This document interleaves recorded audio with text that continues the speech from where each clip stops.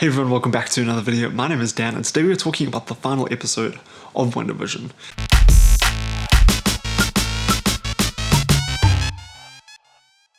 Okay, so before we get into this video, I did change the background a little bit. I changed the order of some of the pops. So over here we have comic book Marvel stuff. On the shelf above, it's like MCU Marvel stuff. This shelf is just like movies in general. So we got like some Baby Driver stuff here. We got Die Hard. We got Alien, Get Out, Blade Runner. So I don't know. I just thought I'd share that with you guys in case you're interested. Maybe you weren't, then that's also fine. Okay, so before we speak about this episode, I must just say this. There are going to be people who are going to be extremely disappointed in this episode. Let me explain why. As fans, and I'm putting myself in that category too because I've done this throughout this whole show, we have set unreasonably high expectations on the show.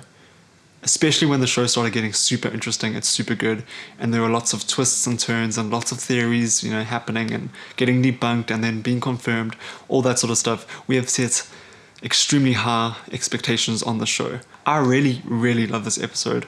I may have even cried. I may have cried. Okay, legit, I did cry. I cried real bad at one part, and I'm getting emotional even thinking about it. Dude, I don't know what it is about these Marvel, like I even cried in Endgame. I was judged real hard for crying in Endgame, and I might be judged here as well. But I won't lie, I thought the conclusion of this episode was absolutely fantastic. Now I will say this, some of the action sequences in this episode did not work for me. It looked good, like the visual effects and stuff were good, but I just felt it was a little choppy at times. I really liked the Vision fighting stuff, that was really, really cool. And some of the Agnes and Wanda stuff was also really good. Sorry, Agatha and Wanda stuff. But then like the twins are in this episode as well. We saw that from the promo image this last week, and they really didn't do much in this episode. So I was really hoping to see more of them, using their powers and stuff like that. And the fact that because Sword gets into Westview in this episode, they didn't do anything really. So I thought that was a bit weird as well. Like they sort of just came in and did nothing. We also didn't really get to see an extremely satisfying conclusion for Jimmy, Monica, and Darcy, in my opinion. I would have liked to have seen more of their characters, especially because I loved their character development throughout the show. And I know that the show kind of sets them up to be bigger players down the line, which makes sense because I think they have become fan favorites. But I did just wish we got to see them more involved in this episode. Darcy pretty much just crashes into Hayward. That's all she does.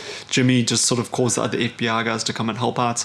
And then Monica, she stops the bullets, which is a really, really cool scene. But I was hoping to see her fight more and stuff. And I guess her fighting Agnes wasn't really her battle, and her even fighting Vision might have been, I don't know, I kind of assumed Vision would fight Vision, but it still would have been cool just to see her be a little bit more involved. And I would say the same for Jimmy, Darcy, and even the twins. Again, I kind of see why the show didn't do this, because it is Wanda's show, and this was her final moments, and the show had definitely been setting up that big conflict between her and Agnes. So I guess it kind of makes sense, but I think, as I was saying earlier, I think my expectations of what this final battle in Westview was going to be was a little different, and I guess I was slightly let down a little bit from that. I will say the character development throughout this episode and just throughout the whole show in general has all been leading to this conclusion.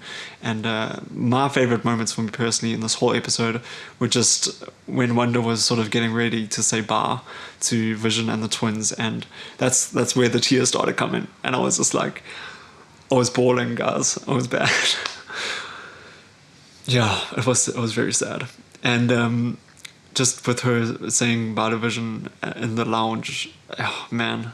She's had to say bye to him now 3 times, I think. And it's been emotional every time. It really has been. And I think because we've gotten to know Wanda and even Vision in this show so much over these last 9 episodes, I think that send-off was just even more heartbreaking. It hurt, man. It really hurts. And again, the show's done such a good job on sort of, us as an audience, understanding why Wanda did what she did. And even Monica says in this episode, she's like, if I had your powers, I probably would have brought my mother back as well. And I kind of get where Wanda's coming from. I feel like her actions, at least in her in her mindset have been justified. And I see that, and I get it. She's had to deal with all this grief and all this tragedy. So I thought once again this episode did a really good job on just making us as an audience understand why she did what she did. And we get to feel that as well. We understand, we feel the grief that she's gone through. We see it on the screen unfold, and we've seen it unfold in all these Marvel movies beforehand as well. And I think this episode once again just delivers on that extremely well. Obviously, it was amazing seeing her now having the sort of comic accurate outfits, and that like final scene of her and Agnes in the scar. I thought that was pretty cool. And she's sort of creating the runes and stuff. That's sort of like suck the magic out of Agatha or Agnes, and I thought that was really, really cool. It kind of was set up in, I think it was episode 7, where Wanda couldn't use her powers in Agnes's basement. So I thought it was cool that they used this in the final episode. So the one thing that Agatha kept saying to Wanda as well throughout this episode is that she didn't know the consequences of her actions. She didn't know what she was doing. She doesn't know what she's just done. Stuff like that. She said many times throughout this episode similar lines to that, and it just makes me think that Wanda has definitely done something here. She doesn't know the consequences of what she has just done with Westview, or closing Westview out. And in the second post-credit scene, which I kind of thought, I'm not going to lie here, it looked kind of like Alaska vibes or like Canada vibes. I was like, I wonder if this is going to be the Wolverine cameo that some people have speculated, and it wasn't. It was weird because there were 2 of her. So she's obviously learned that thing, what's it called? In Doctor Strange, where he can like sort of do stuff while doing something else. I honestly can't remember the name, and I should know this, but I don't. But anyway, and she like has this Darkhold book, which also was mentioned in the episode. That's where like the Scarlet Witch stuff comes into play, and she's like there just like looking at the book and stuff, and then she can hear her children screaming, and that's obviously, in my opinion, that's like a multiverse version of those characters, and she's gonna have to like go pull them out, and that's where the multiverse of madness is gonna start.